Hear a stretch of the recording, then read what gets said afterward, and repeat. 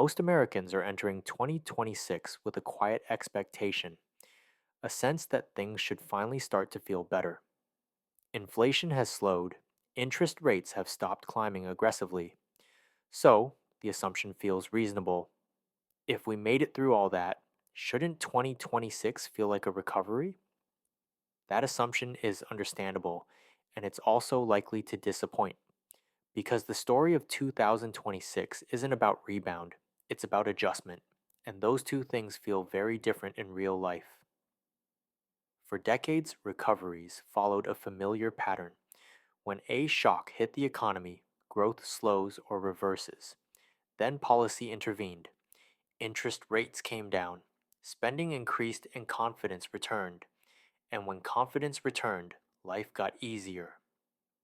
That rhythm trained people to expect relief, but 2026 breaks that rhythm because the underlying conditions that once powered recoveries no longer exist in the same way.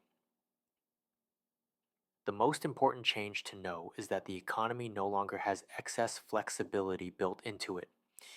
In past recoveries, flexibility came from cheap money in the form of low interest rates that made borrowing painless, but now that cushion is gone. Interest rates may fall modestly in 2026, but they are unlikely to return to the world people remember, and that alone changes how a recovery feels. In a cheap money recovery, relief is fast, but in a higher rate environment, relief is partial. Payments stay elevated, refinancing options remain limited, and investment stays cautious. So even when the economy improves, households don't feel the release they expect. They feel less pressure, not freedom. Another reason 2026 won't feel like a recovery is that prices aren't coming back down in a meaningful way. Inflation slowing does not mean prices reverse, and by the time 2026 begins, higher prices will already be embedded in everyday life. There's also the issue of timing. Many of the costs people face today arrived before income could adjust, and that sequence matters. It means households entered 2026 already compressed, and a recovery that arrives after compression doesn't feel expansive, it feels stabilizing at best. Housing illustrates this perfectly. In a traditional recovery, lower rates unlock movement. When buyers enter the market and sellers upgrade, prices stabilize through activity. In 2026, housing remains of constraint.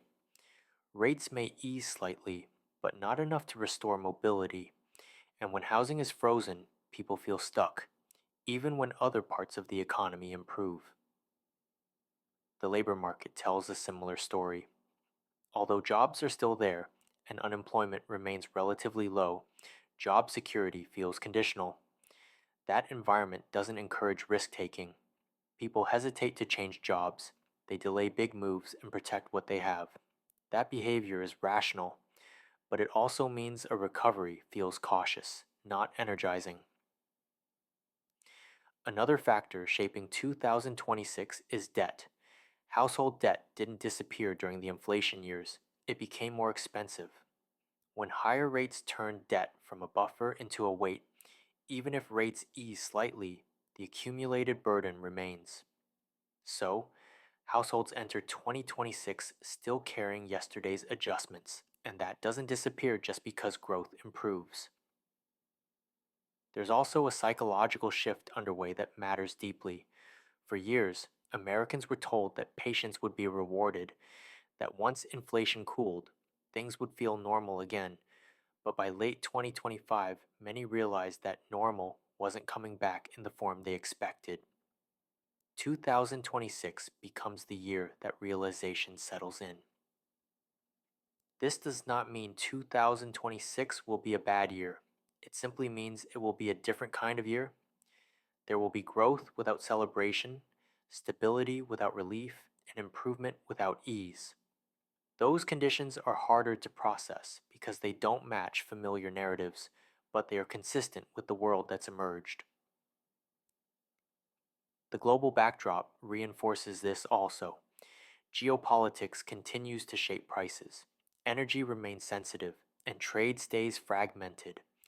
These forces don't create crisis, they create friction, and friction raises the cost of living without triggering alarms. So, households feel pressure even as the system functions. One of the hardest adjustments in 2026 will be expectation management. People won't be disappointed because the economy failed, but because it didn't give back what it took. It's important to understand this because those households that expect relief may feel frustrated, and the ones that expect adjustment will feel prepared. The difference isn't optimism or pessimism, it's alignment. 2026 isn't asking Americans to endure another crisis, it's asking them to operate in an economy with less slack. That can feel exhausting, but it can also be clarifying. The mistake would be waiting for a feeling that isn't scheduled to arrive. The opportunity lies in recognizing that the economy has already moved into its next phase and adapting accordingly. 2026 won't feel like a recovery, it will feel like the beginning of a new baseline.